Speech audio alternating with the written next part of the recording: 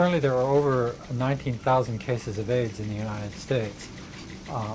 However, there have been some encouraging developments, statistically speaking. For example, the actual number, the incidence of AIDS cases in the gay population has actually started to decline. And what we're seeing now is the result of responsible behavioral change that began several years ago.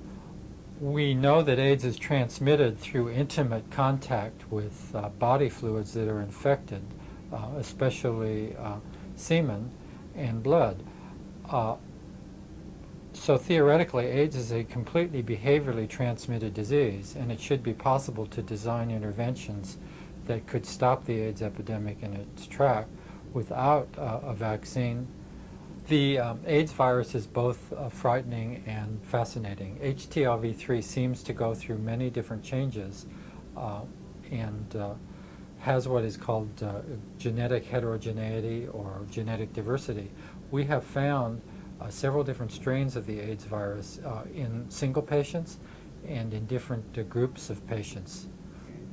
In order to develop a vaccine, we'd have to find some strain of the virus that had enough common denominators with all the other HTLV3 viruses in order to give some sort of substantial immunity. This may be not as big a problem as it appears at the moment. The HTLV3 virus enters the body and seeks out a T helper cell. It turns out that the T helper cell has a specific receptor which interacts with the protein on the capsule of the virus.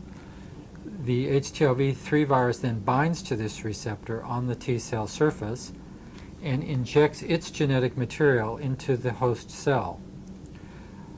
The virus material that enters the cell is RNA, and due to an enzyme called reverse transcriptase, is able to make a DNA copy of itself. Once this DNA copy is formed, it combines with the genetic material or the DNA of the host T cell. It may then lie dormant without causing any effects, or it may begin to become activated. And once this DNA is activated, it reverses the process and then makes more RNA virus particles, which then bud from the cell and are then available to infect other T cells. One of the exciting new developments has been the discovery of the transactivator gene, or as it's commonly called, the TAT gene. The transactivator gene is a sequence on the genetic material of the virus that codes for a specific protein. And this protein stimulates the host cell that the virus is infected to make more building blocks for future viruses.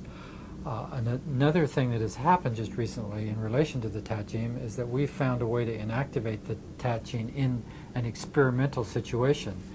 And what we had originally thought was that this would slow down the multiplication of the virus, but it turned out rather surprisingly to everybody that inactivating the TAT gene completely immobilizes the HTL3 virus. So here we see a possibility of an intervention at the molecular level that could provide an effective way of handling HTLV3 infections.